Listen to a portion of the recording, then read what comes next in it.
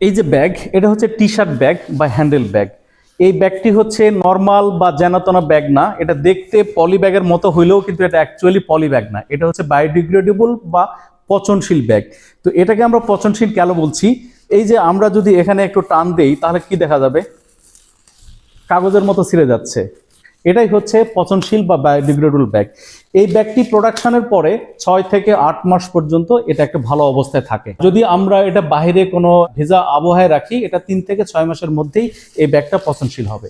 এই ব্যাগটার বয়স আমাদের 10 মাসের মতো হয়ে গেছে, যেহেতু এসি রুমের মধ্যে ছিল তাই এতদিন পর্যন্ত লাস্টিং করছে। খুবই ভঙ্গুর হয়ে গেছে, এটা টান দিলে ছিঁড়ে যাচ্ছে। অর্থাৎ এই যে ব্যাগ বা পচনশীল বা বায়োডিগ্রেডেবল ব্যাগ, এই ব্যাগটা কিভাবে উৎপাদন হয় এই বিষয়টা সরাসরি এইবার আমরা যে আসন্ন 28 থেকে 31শে জানুয়ারি বসুন্ধরা ইন্টারন্যাশনাল কনভেনশন সেন্টারে plastic printing and packaging exhibition হবে, সেই এক্সিবিশনে আমরা এই মেশিন সেট করব এবং সরাসরি এই ব্যাগের উৎপাদন প্রক্রিয়া আপনাদেরকে আমরা দেখাবো। সেজন্য আমরা চায়নার বিখ্যাত লিফ্যাং ব্র্যান্ডের মেশিন আমরা আমাদের ওয়্যারহাউসে নিয়ে এসেছি। এই মেশিনগুলো আমরা যে দেখতে পাচ্ছি, ওয়্যারহাউসে বিভিন্ন ধরনের মেশিন আছে।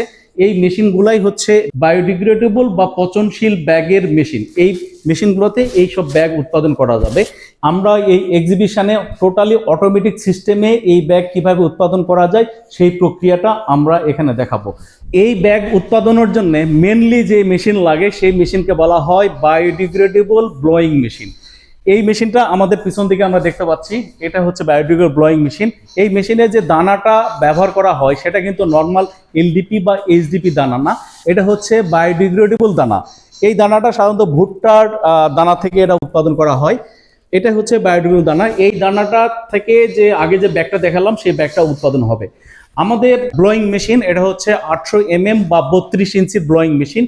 এই মেশিনে সরাসরি কিভাবে এই দানা থেকে এই ব্যাগ উৎপাদন করা যায় এই প্রক্রিয়াটা পুরোটাই এই এক্সিবিশনে আমরা দেখাবো।